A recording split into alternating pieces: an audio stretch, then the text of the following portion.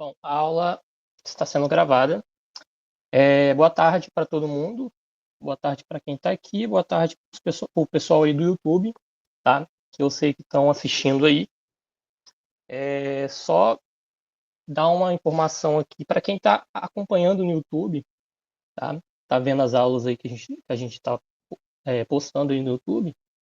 A gente está com inscrição aberta, tá? Para cursistas aí e que desejam aí ter uma ampla variedade aí mais de conteúdo, já que vocês têm um conteúdo muito limitado aí no YouTube, a gente tem um conteúdo muito mais vasto, tá, no nosso cursinho.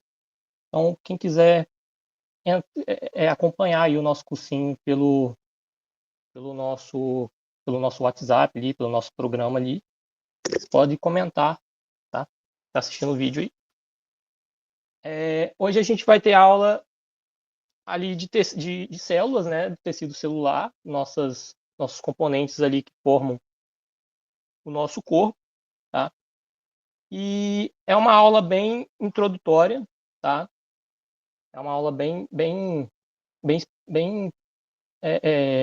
rapidinha ali, mas que é um conteúdo que, se vocês não entenderem que é uma célula, os diversos tipos de células, né, a gente tem, vocês podem acabar se perdendo em uma questãozinha ou outra ali na prova do Enem. Né? A biologia ela tem disso, algumas pegadinhas. E se vocês se perderem ali, não conseguirem entender mais ou menos o que é uma célula, né? Qual tipo de célula compõe ali o nosso organismo, vocês podem acabar não conseguindo responder direito a questão. Certo? No nosso meio que a gente vive, só explicando rapidinho, porque eu não estou com a câmera ligada, tá? Eu estou com problema na câmera, então não vou conseguir agora estar ligando ela. Mas é isso. A gente tem no nosso meio 10 trilhões de células que formam ali, né, o nosso corpo ali. Então, imagina o nosso corpo sendo formado ali por 10 trilhões de células pluricelulares. Então, quando eu falo células pluricelulares, eu estou falando de células que elas conseguem, elas conseguem ali se desenvolver com mais de um tipo ali de células, né? Então, quando eu falar assim, células pluricelulares ou células unicelulares, eu estou falando de células pluricelulares, aquelas células que se desenvolvem com mais de um tipo de célula, né? E as células unicelulares são aqueles tipos de células, né, que consiste ali em uma única célula, como é o tipo ali das nossas células ali, como as bactérias, né, como alguns outros seres ali. Então, o corpo humano é formado por células de células pluricelulares, né, células ali eucarióticas. Então, esse componente ali, né, celular, já é muito antigo no nosso mundo, né? Então, desde quando o mundo ali começou a se formar, a se desenvolver, a gente já tem ali, desde o início, o começo da formação de alguns organismos vivos, né? Já estou falando organismo, já quer dizer que é vivo, né? Alguns organismos ali. E a partir disso a gente começou a ter o desenvolvimento de algumas células ali, tá? Isso mais ou menos na idade ali do pré-cambriano ali, né? Cambriano. E para ter esse desenvolvimento dessas células, antigamente a gente tinha uma formação meio que de amônia, né? De metano com água, amônia, metano, água e gás hidrogênio e gás carbônico. E esses compostos juntos ali, no começo, né? Alguns historiadores ali, alguns cientistas deram que no começo ali isso acabou resultando no primeiro ser vivo, né, que a gente pode chamar ali de algo ali ainda microscópico. Quando eu falo microscópico, eu quero dizer algo que não consegue ser visto ao olho, né?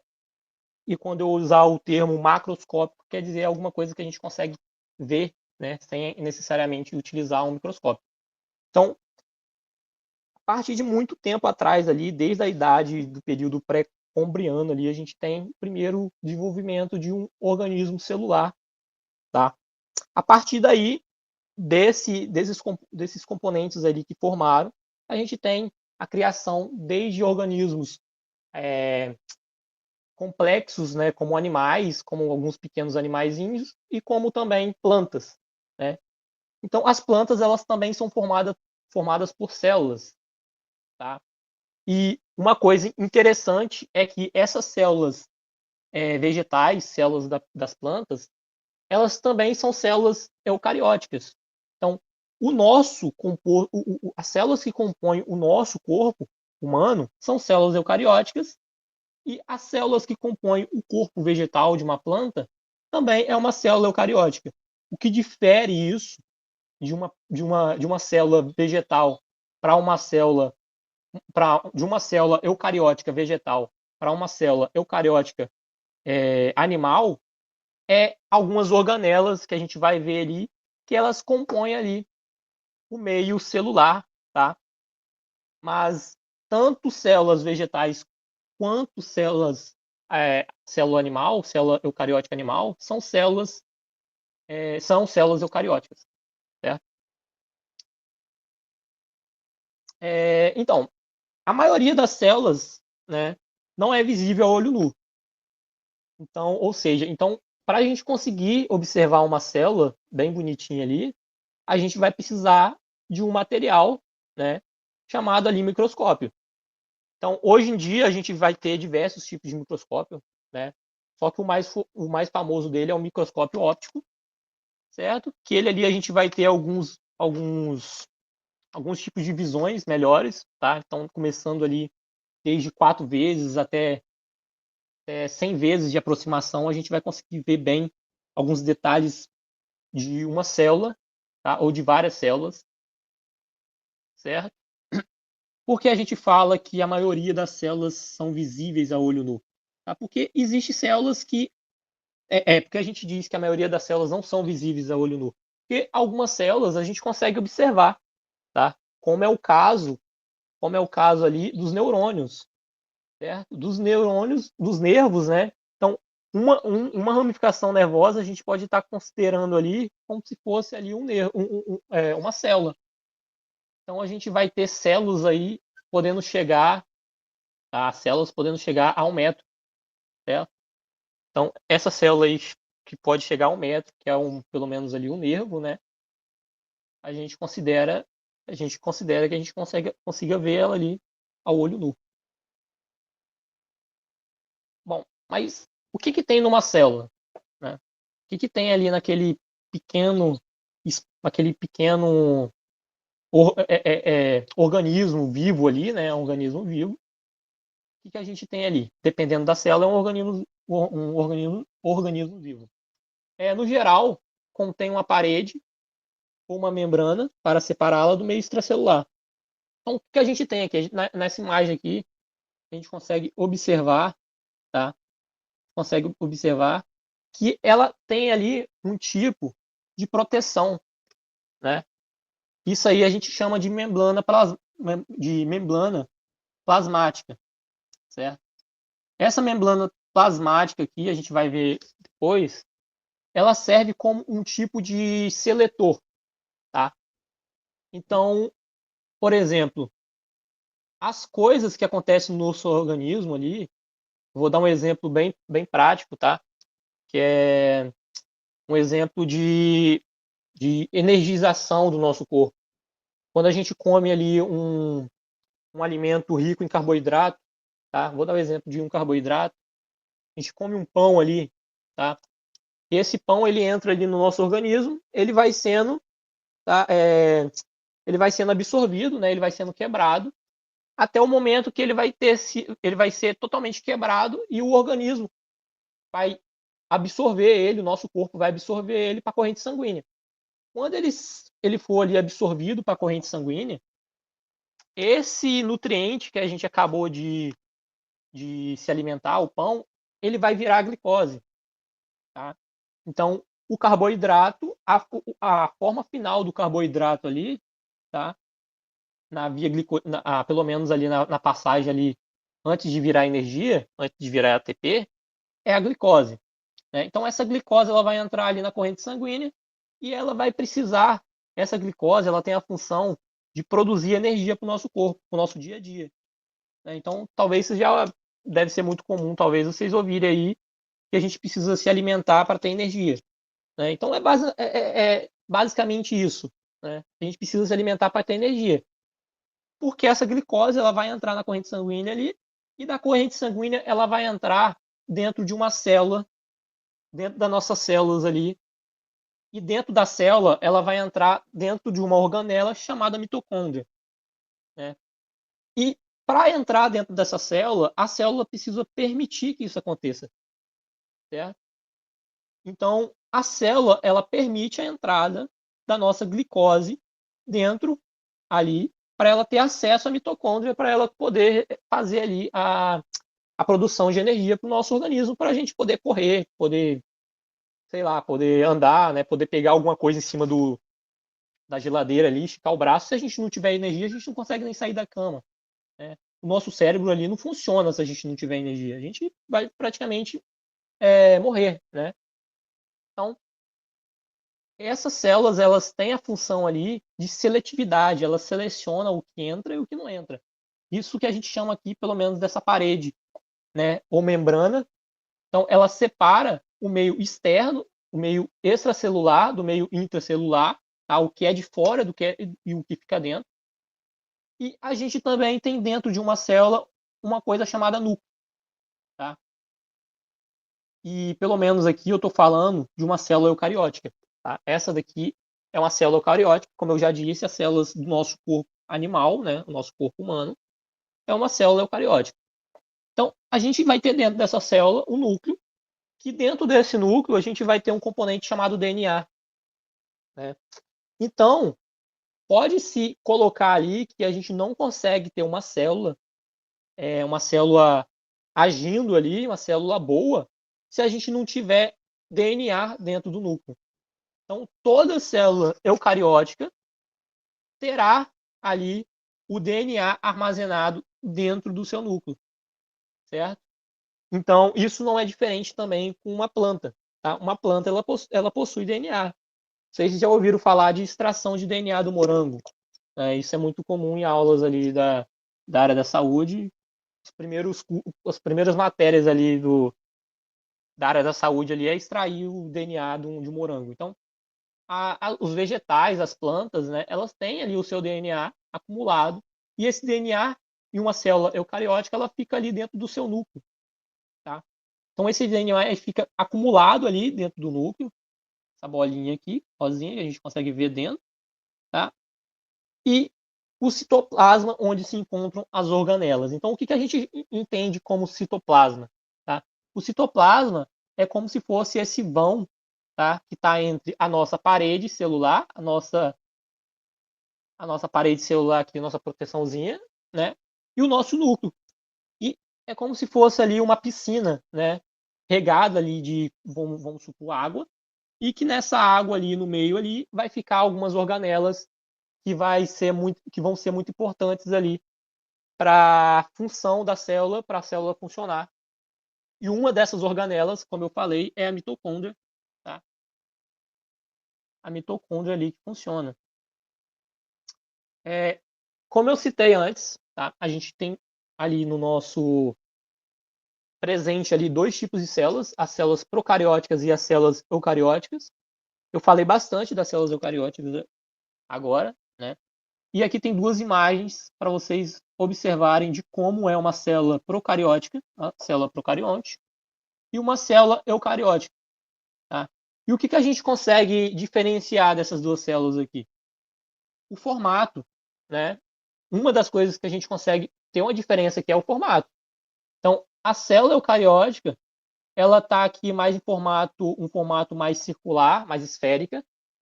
Tá?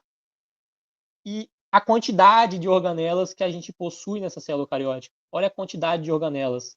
Olha olha aqui aonde fica ali, né, as nossas organelas meio que flutuando dentro ali da nossa célula, tá?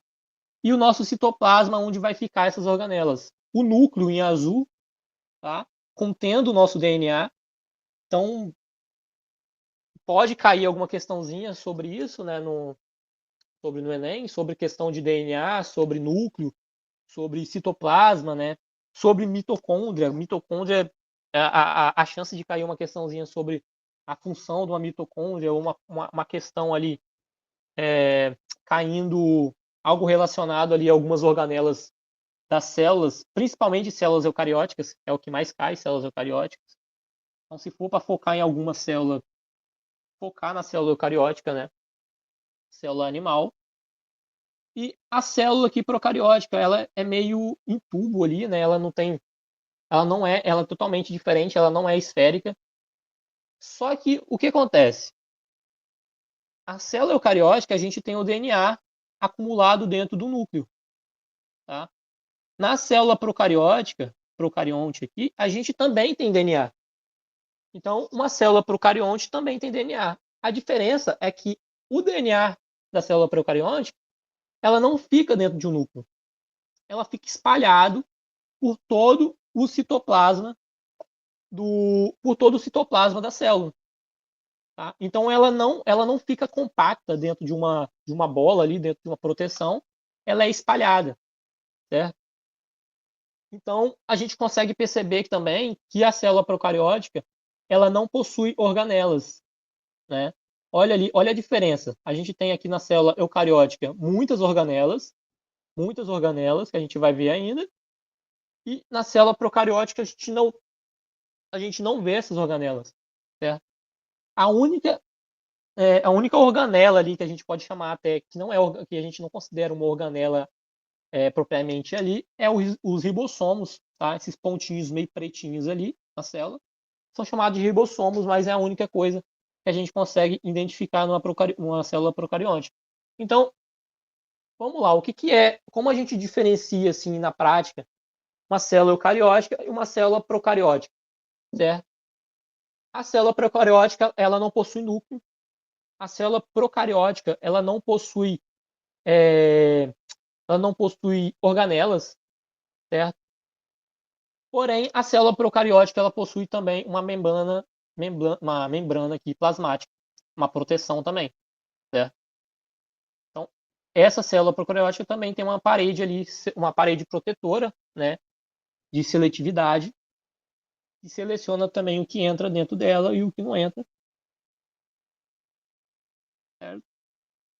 É, as células procariontes são células mais simples, né, e primitivas, que não têm núcleo definido, não tem presença de carioteca, certo? Presença de carioteca ali, no caso, é a presença do DNA dentro do núcleo ali, envolvido, né, que é a membrana que envolve o núcleo ali.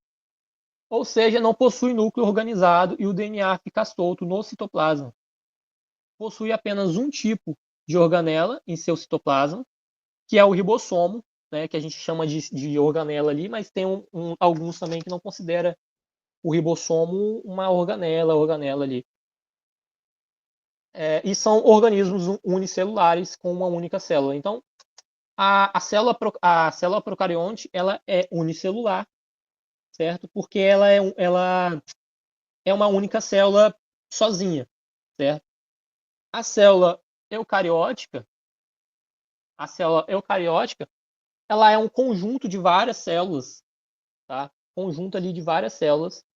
Por isso que ela é chamada de pluricelulares, porque ela vai construindo tecidos, né? Uma coisa para gravar aqui e a gente pode colocar é que um conjunto de células, um conjunto de trilhões de células ali, de milhares de células, vão formar um tecido, né?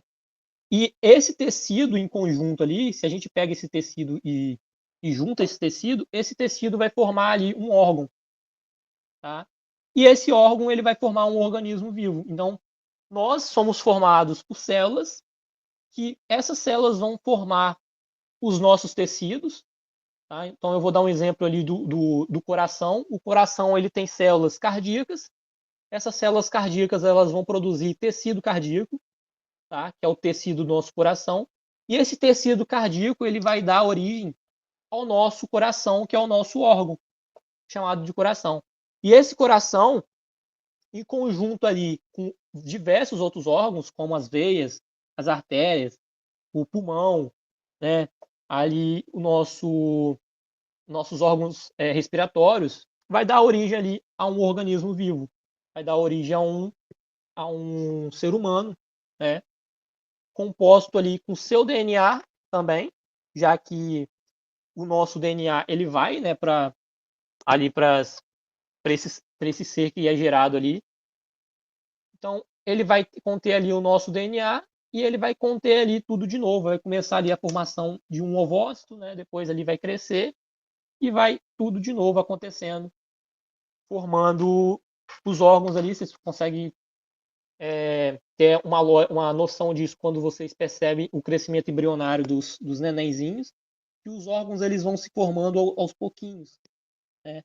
Aí forma ali os ossinhos, o tecido ósseo, forma ali a pele depois, né, o tecido tegumentar ali, né, o sistema tegumentar. Depois ali cresce o coraçãozinho batendo, né, o tecido cardíaco. Depois o cérebro, o sistema nervoso contendo neurônios, né, contendo ali os nervos. E é assim que dá origem a uma vida, certo? Isso aqui é uma imagem de uma célula procariótica, tá? Então, o que a gente consegue observar nessa célula procariótica é o DNA meio que jogado dentro da célula, ele não tem núcleo, ele não fica preso lá dentro, certo? Ele fica preso apenas dentro da célula, mas não dentro de um núcleo compacto ali. A gente consegue perceber a presença de uns pontinhos pretos que a gente chama ali, né, de ribossomos. A função dos ribossomos a gente vai conseguir perceber mais para depois ali, né? Ele tem uma membrana plasmática, olha a membrana plasmática aqui fazendo essa proteção. Uma parede celular, né, é um tecido que fica acima da membrana plasmática, e a parede celular dá a proteção, né, a membrana plasmática ali dá a seletividade, e a gente tem ali uma cápsula, tá? No final de toda essa célula ali procariótica, a gente vai ter uma cápsula ali fazendo o revestimento de tudo isso. A gente tem também na célula eucariótica algumas fimbrias. Essas fimbrias, elas servem para essa essa essa célula procariótica aí, que pode ser uma bactéria, tá, gente? Então, geralmente uma célula ali, procariótica a gente pode ligar a uma bactéria. Então, essa bactéria, ela não consegue sobreviver sozinha dentro do organismo. Se ela não conseguir compartilhar suas informações genéticas para afetar as outras células, ela vai morrer. Então, o que ela precisa fazer dentro do nosso corpo? Ela precisa grudar em uma célula eucariótica, para essa célula eucariótica começar a reproduzir as informações genéticas dessa célula procariótica. Então, essas fimbrias que a gente tem aqui, como se fossem uns pelinhos, ela serve ali para meio que grudar, tá, em outra célula, para aí a gente ter uma bactéria, se depois uma bactéria aí se alastrando por dentro de várias células, tá, no nosso corpo. Então, se tem curiosidade aí de saber como é que uma célula ela se adere a outra, essa célula ela tem ali as fimbrias, né, meio que essas perninhas aí que faz isso por elas ali, tá? E agora a gente tem a célula eucariótica, né? Já falei bastante da célula eucariótica, mas não vou ler aqui. Ela tem uma estrutura mais complexa, né? Como a gente conseguiu perceber. Ela tem uma estrutura bem mais complexa do que as procariontes.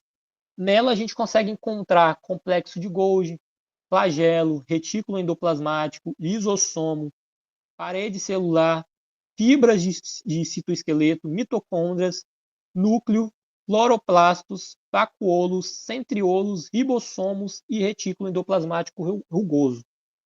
Isso aí que eu acabei de falar, de citar ali, são as organelas, certo? Então, algo ali como complexo de Golgi, tá? Algo ali, o complexo de Golgi, vou dizer ali, a função do complexo de Golgi, tá? Numa célula eucariótica ali, é fazer o armazenamento, tá, Então, ele armazena algumas informações, depois ele transforma, ele armazena, o complexo de Golgi é como se fosse uma fábrica dentro da nossa célula, sabe? Uma fábrica ali funcionando a todo vapor, que ele recebe aquele produto, um certo produto ali, ele armazena esse produto, ele transforma esse produto e ele exporta. Olha aí, uma fábrica com uma transportadora junto. Né? Então, o nosso complexo de Golgi é a nossa fábrica e o nosso transportador, né? Nossa transportadora ali. Então, repetindo, ele vai pegar ali um nutriente, né? Algo ali que já está sendo feito dentro da célula, ele vai armazenar dentro do seu complexo de Golgi, ele vai pegar isso que ele está armazenando e vai transformar em algo, e depois de transformado, perdão, e depois de transformado, ele vai fazer a exportação disso jogando para fora da célula, tá? Então, tudo ali que é formado dentro da célula tem que ser jogado para fora da célula para o nosso corpo aproveitar, certo? Então, vou voltar ao exemplo que eu dei ali sobre nosso carboidrato, né? Então, no começo ali eu dei o exemplo do nosso pãozinho, né? O nosso amido ali que a gente comeu no café da manhã. Aí a gente acabou de acordar, a gente está ali, né, querendo comer alguma coisa, que está com fome, a gente dormiu as nossas 8 horas necessárias, né? A gente está com fome, a gente vai lá e come um pãozinho ali. E esse pão que é um amido e é um carboidrato, né? Ele é basicamente apenas carboidrato ali.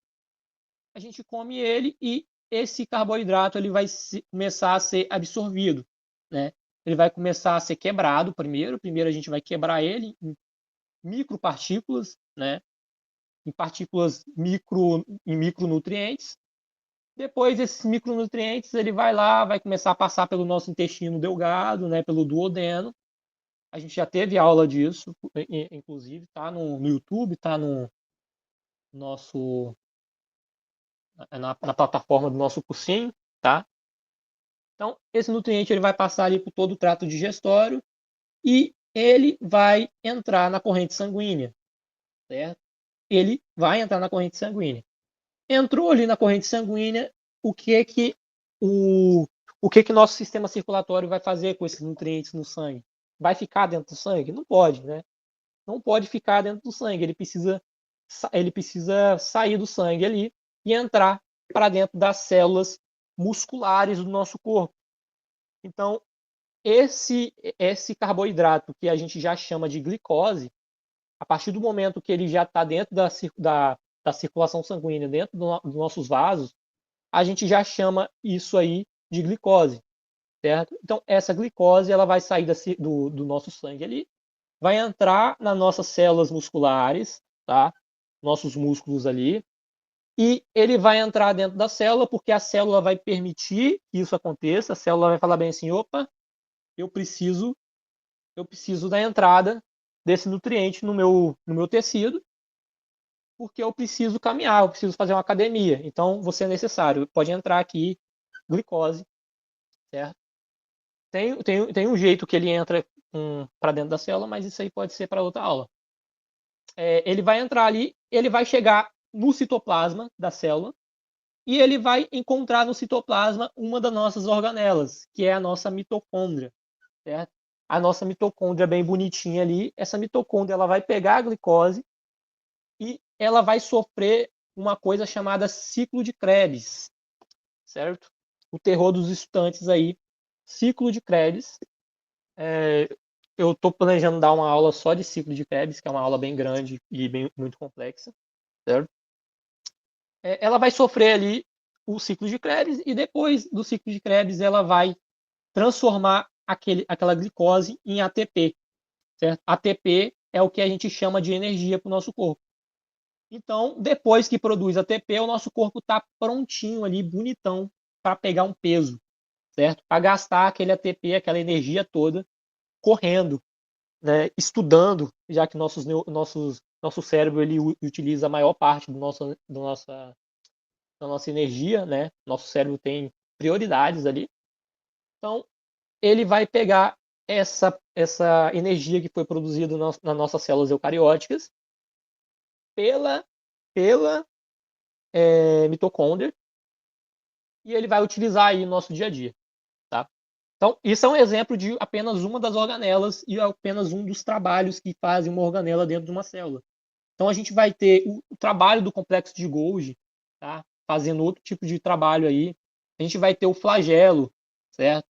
A gente vai ter o retículo endoplasmático, os lisossomos. A gente vai ter aí também a parede celular, né, que faz a proteção ali da nossa célula. As fibras de citoesqueleto, olha a curiosidade ali das fibras de citoesqueleto. O citoesqueleto dentro de uma célula, ela faz ali meio que para a célula ela se locomover. Né? Eu não sei se eu estou utilizando o termo correto. Então, uma célula ela não fica paradinha, certo? Ela não fica ali paradinha dentro ali do local dela. Ela fica se mexendo, certo? Ela tem fluidez. Então, o citoesqueleto é algumas estruturas que permitem que a fluidez dessa célula ela aconteça, certo? Então, a necessidade da fluidez, da hipermeabilidade, né, da fluidez ali dessa célula é muito importante para a saúde ali celular. A gente tem a mitocôndria, né, o núcleo, e como vocês sabem ali, o núcleo quem fica dentro do núcleo ali é o DNA, né? Os cloroplastos, vacuolos e centriolos, esses três aqui que eu falei são organelas de células eucarióticas vegetais, tá? Então, específico aqui, ó, cloroplastos, vacuolos e centriolos são específicos de células vegetais. Repetindo de novo, tá? Para não confundir. Cloroplastos, vacuolos e centriolos, tá? Não faz parte da célula eucariótica animal, faz parte da célula eucariótica vegetal. A gente tem os ribossomos, né? E o retículo ali endoplasmático rugoso, compondo ali a nossas células. Eu falo para vocês estudarem, tá? É uma dica muito importante, necessária, de vocês estudarem essas organelas, tá?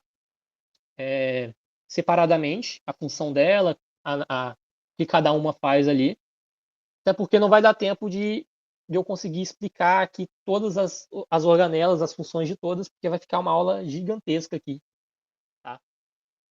Então, eu vou deixar alguns materiais lá também no portal, se vocês quiserem acompanharem lá, mas estudem separado essa parte ali, tá? Mas só de vocês entenderem a diferença de uma célula para outra já é muita coisa, tá? Então, foquem aí nos estudos.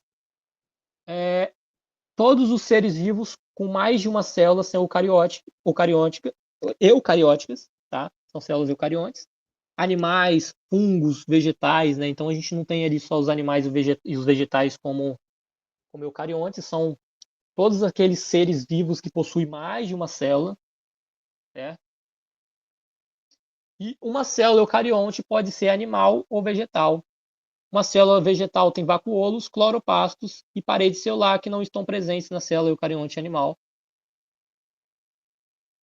A gente tem uma célula eucarionte animal aqui, tá? Uma imagenzinha aqui de uma célula eucarionte animal, com seus diversas organelas, seu núcleo. Essa aqui é uma imagem de uma célula eucarionte animal de um ovário humano, tá? Visto por microscópio de luz, microscópio óptico. Tá? Então, olha só, olha como é que a gente consegue observar diversas células em conjunto ali, tá? Diversas células ali em conjunto, formando um ovário humano, tá? Que esse ovário ali, quem fica dentro desse ovário ali vai ser uma vidinha, né? Vai ser ali um, um ovócito. Então, o ovócito ele vai estar dentro ali desse ovário pronto para fecundação. Essa imagem não está legal, eu vou disponibilizar ela melhor. Vou disponibilizar outra lá no portal. Mas isso aqui é uma célula eucarionte vegetal. Tá? Lembrando que as plantas também fazem respiração celular. Certo? Isso aqui é uma imagem de microscópio de uma célula de células da cebola. Olha só, células da cebola visto também por microscópio óptico, microscópio de luz. Dá para ver bem, né, como elas estão interligadas ali. E a gente não conseguiria ver isso ao olho nu, né, com uma cebola ali. Se a gente pegar, é impossível a gente ver esses detalhes. E aqui eu tenho algumas imagens de algumas células que eu tirei do microscópio de luz na faculdade. Tá? Vou dar uma aproximação aqui. Esse primeiro aqui é de um piolho. Tá? Então ele está numa aproximação aqui de 4 vezes. Tá? Se eu aproximasse mais, a gente ia conseguir ver vários pelinhos no piolho aqui. Aqui a gente tem, tirando o piolho aqui, né, os outros aqui, a gente já tem mais a parte dos tecidos, né? Então a gente tem outra célula de ovário, tá? Outra célula aqui de ovário.